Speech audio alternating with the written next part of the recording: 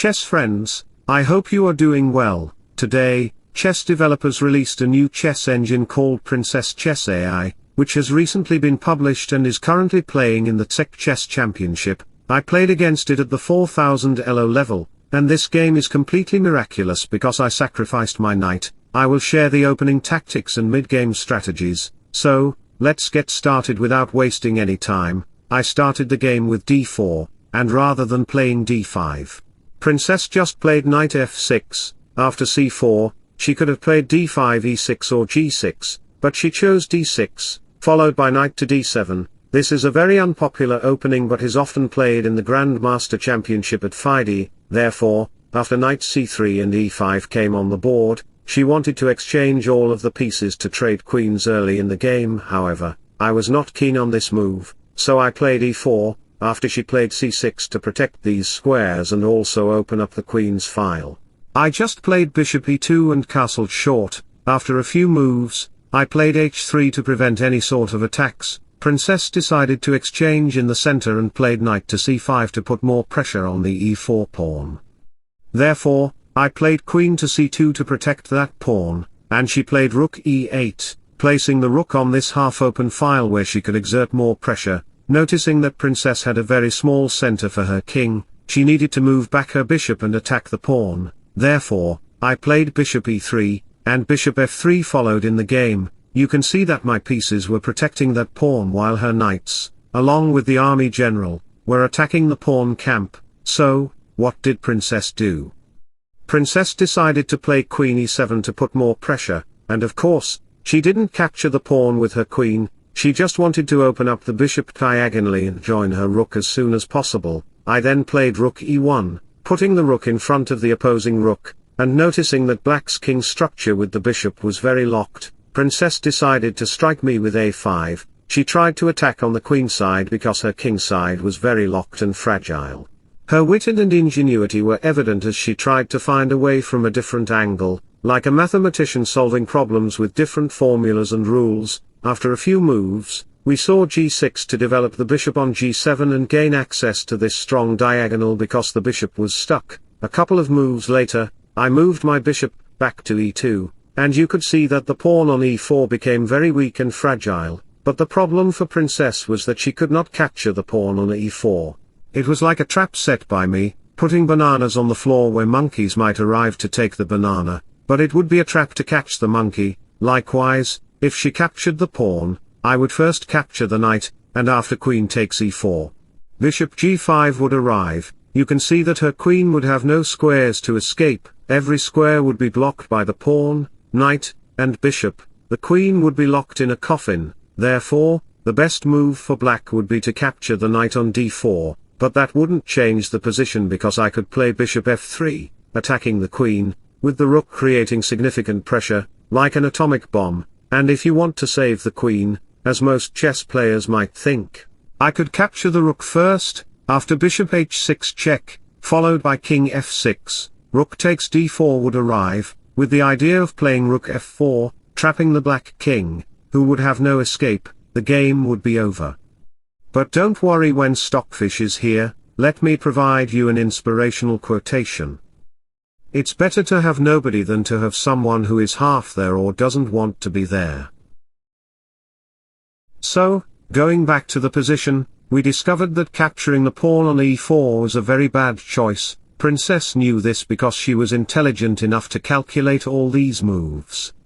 She just moved her queen back, and I played f3 to protect the pawn. You can see that I made my pawn chain very stable on both sides. She then played knight to b8. Are you serious, Princess? You are playing against the godfather of chess, and you are reinforcing your knight in the middle of the game when your knight needs 3 moves to rejoin the game and assert dominance. Additionally, her bishop gained an open diagonal, but her position became very passive and demobilized. A couple of moves later, when rook to d2 came on the board, she played a shocking move. Can you guess what she played? She played f5 in AlphaZero style. What an incredible move it was. By the way, I made a new video with AlphaZero on my second channel. You can watch that video after watching this. In this position, we exchanged some pawns in the center, and after rook e8 put pressure on the pawn, I also played a very strong move that shocked princess. Can you guess what I played in this game? Try to think like me, because this move was a piece sacrifice and it was brilliant. The move was knight to b5. If you found that, then congratulations. After black captured it, which actually happened in the game, the d5 square became a permanent outpost for my knight. Therefore, I initiated my attack by capturing the pawn on d6, attacking the queen. At this point, many chess players, even grandmasters, might consider queen to f7, but it's a completely rubbish move because after rook f1 comes on the board, followed by queen d7, c takes b5 will arrive, attacking the knight, and your other knight brother will also be hanging at the same time.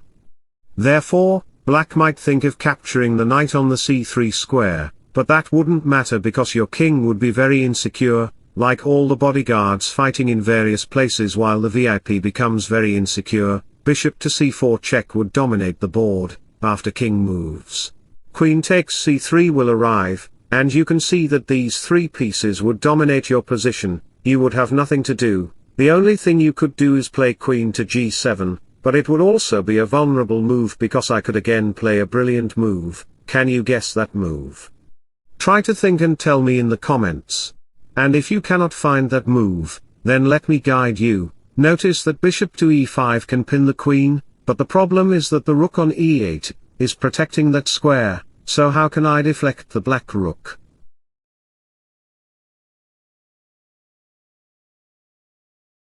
If you found rook to f8, then congratulations, because it checks the king and forces the black rook to capture it. Therefore, the e5 square becomes unguarded, and bishop e5 comes on the board, pinning the queen. This position is completely winning for me, as you can see, and the game will be over.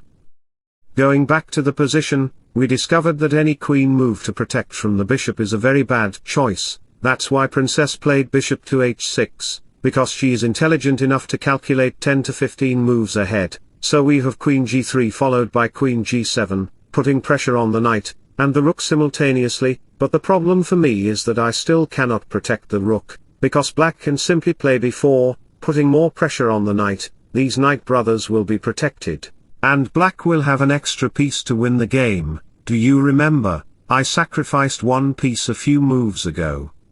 That's the reason why I will lose the game. Going back to the position, we discovered that any rook move is not possible. Therefore, I just captured the pawn on d5, attacking the knight, and also sacrificed my rook on the d2 square. You could call it an exchange sacrifice, but I'll let Levy decide whether it was a rook sacrifice or not. After the capture, we have b6 to protect the knight from the bishop's invasion. We have bishop c4 followed by a capture. We exchanged a few pieces and pawns, and you can see that at the end of the day, we have two minor pieces for the rook, a knight, and a rook for a rook. But the problem for black is that he has a very fragile position. I also played e5 because it is my clear passed pawn, which can win the game. After the rook move, she just offered me a queen exchange. After rook f2 and a few moves later, you can see that we have knight to d5. My two minor pieces are doing a great job, creating a vulnerable situation for princess's kingside. After the rook exchanges in the game, I didn't consider knight to f6 check to fork the rook and king. Instead, I played queen to b2 to attack the pawn, noticing that knight to f6 check could arrive to win the rook. Many chess players might think of playing any rook moves, such as rook to c8, therefore, I would consider knight to e7 check, forcing the king to move, and then e6 will arrive with the idea of attacking the king and queen simultaneously. You would lose the game completely.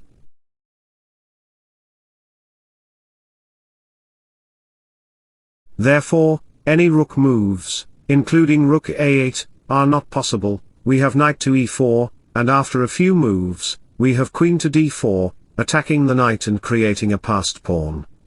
We captured the knight with check, and a few moves later, the black king became very vulnerable in the center of the board, I mean on the f7 square. You can see that I'm giving some checks, and so far so good. I played c5 to push forward my passed pawn. At this point, playing any normal moves such as queen f8 to unleash an attack would be very dangerous for you. After knight d5, attacking the rook, and if you consider rook e6, I will play queen d7, checking the king, and I will win the rook on the next move. The game will again be over for you. Going back to the position, we discovered that any move except the best move would lead to a losing position, therefore, Princess just captured the pawn and exchanged all the pieces. I have two pawns on the right side of the board that are just about to promote to queens to defeat Princess. In the end, you can see that I checkmated her. It was a very beautiful and cunning game that I played against the new chess engine Princess, and she will likely develop into a better version to compete against me. I hope you enjoyed the game very much. If so, don't forget to like and subscribe to my channel. Wishing you all the best. Bye bye, take care and see you soon.